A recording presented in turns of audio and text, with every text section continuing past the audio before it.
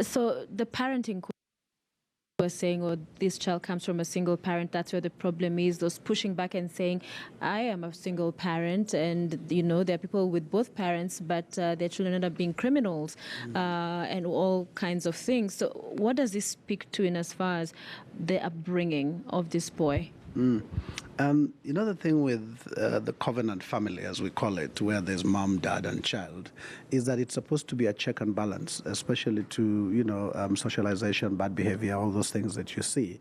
And so therefore, when anybody deviates, the first thing they start looking at is, okay, so what kind of family does he come from? But these days, the SPF, the single parent family, is okay. It's a trend. Everybody's doing it. And so you wouldn't strictly say, oh, it's actually the mother or the father who's missing, and that's why the boy is like that. Because these days there are so many different familial types, and they all seem to be bringing up children, and we are surviving with them. So it's not particularly about dual parenting. Sometimes it is parental aloofness, that you're with a child, even if both of you are there, mom, dad, and then the child is doing their thing there, you're doing your thing on your phone, the mom is doing her thing on the phone, and parental aloofness then becomes a stable concept in the family. So that if the boy or the girl is able to, surf and go through some sites that he wasn't supposed to, as a parent, you would never even know. Yeah, until you see this kind of reaction.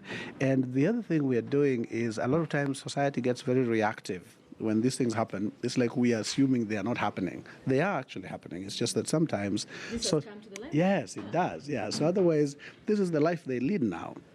And like I mentioned earlier, when you talk about pop culture, it's music, poetry, film, movies, and all these things they watch on YouTube. It spews it out to them. And so they're there with a very absorbent brain at that age, and they internalize. So when they speak, especially when they're amongst themselves, you'll be shocked. Things adults cannot say because you have restraint. But as a child, it's like, this makes me feel macho, so I can say it. Yeah. And so they enjoy that until the adults see it. And then, wazazi waambiwe, or ifikie wazazi. So basically, these kids are on their own. And that's where the problem is, that they're growing up and they're being socialized not by parents, not by grandmothers and fathers, but instead by social media and by access to the internet. And that's where